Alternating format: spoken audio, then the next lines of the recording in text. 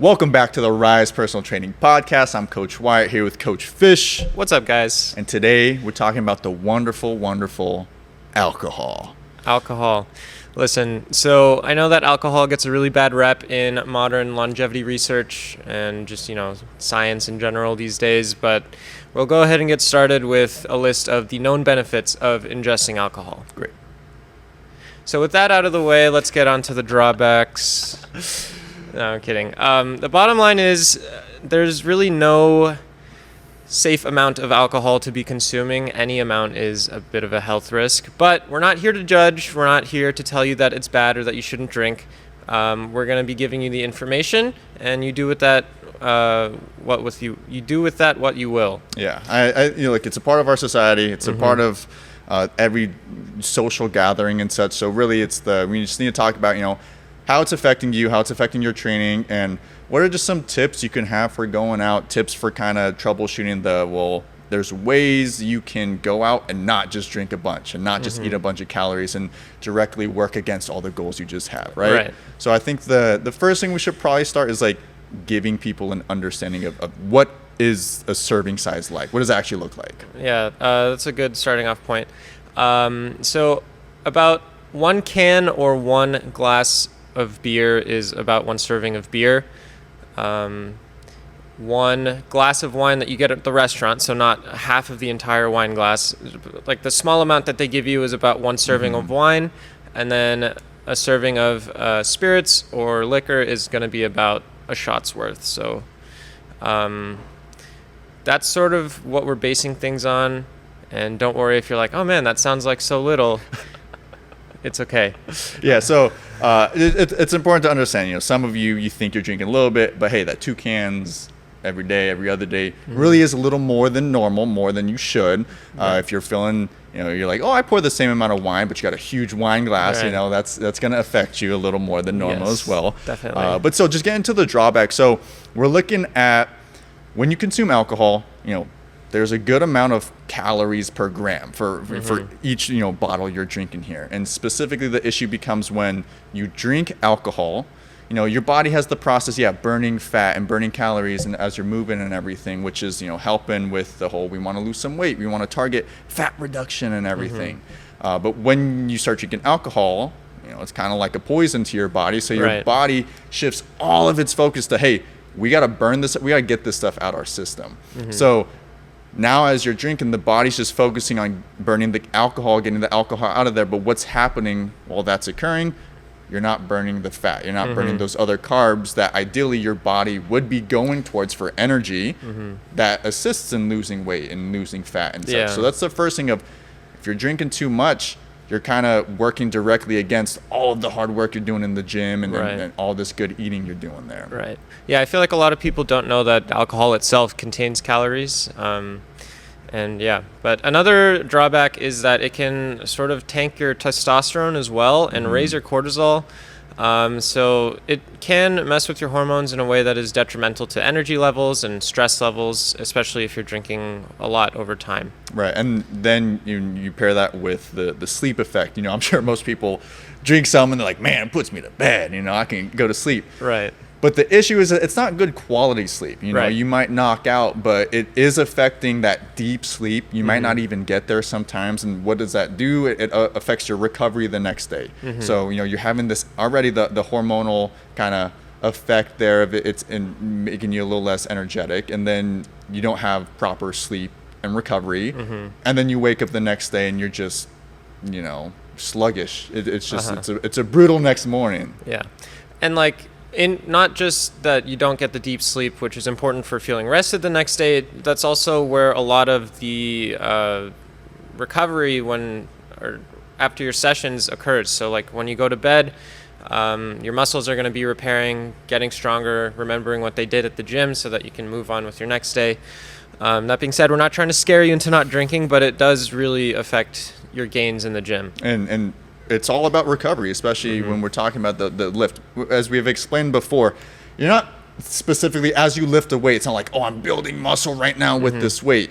You're creating the stimulus, or you're causing the signal to kind of turn on so that when you go home and start resting, you can build muscle. And so when you get your workout in, you're like, oh, I'm gonna have some beer or a drink or something.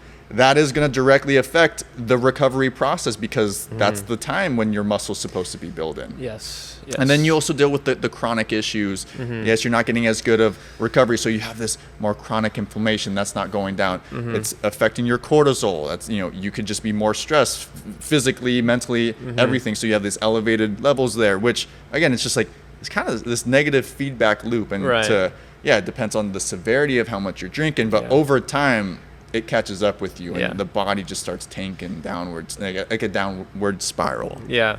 And then some of the more serious effects, which usually take like compounding years of heavy drinking, is going to be things like liver disease, cardiovascular disease, increases your risk of high blood pressure or stroke, and certain types of cancer as well. It's linked to increasing breast cancer in women, and then colorectal cancer, which is more prevalent in men.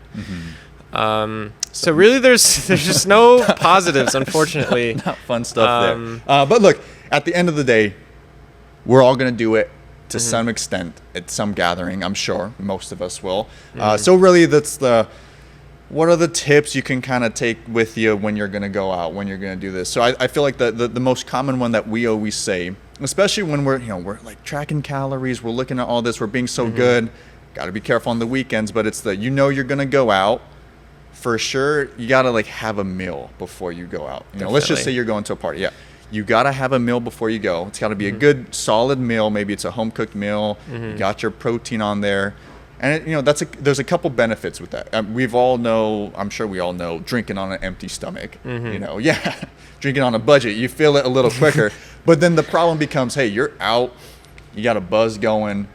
You haven't eaten much. Someone orders fries. They order wings. And then before you know it, you're 3,000 calories in. And you're so far gone, you're gonna keep eating it. Right. But if you eat before, that helps kind of mitigate the effect of that first beer can or that first glass of wine, and then it just allows you to pace yourself. Right. You're not gonna want to pick the finger food so much.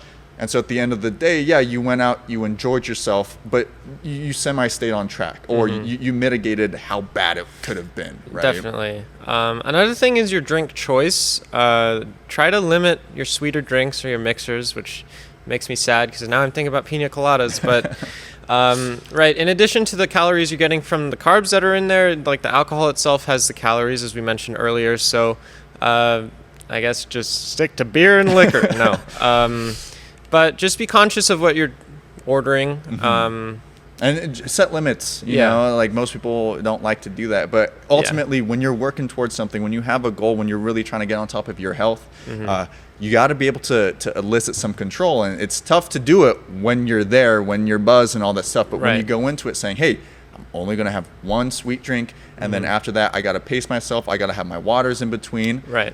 Because understand we're still working always at all points every day of the week. We're working towards something. And this is directed to you weekend warriors. That man, my Monday through Friday, I'm perfect. Nothing could be better. I track all this stuff. Weekends, I do what I want. That hurts you way more than just going out and having a little drink middle of the week. But it being one serving size or something. Right. Yeah, because it goes back to the restriction, right? If you're trying to stay really tight and then all of a sudden you go and binge, might not be the best.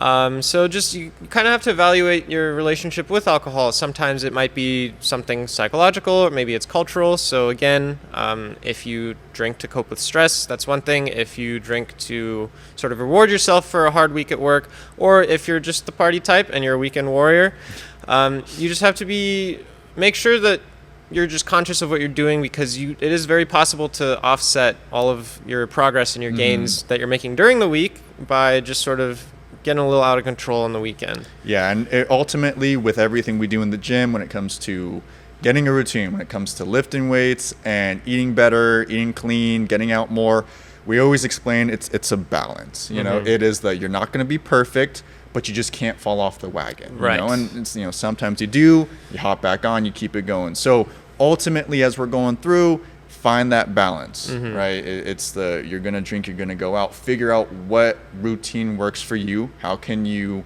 limit yourself, but still enjoy yourself. And remember, at the end of the day, you're working towards these goals and such. So, Yeah.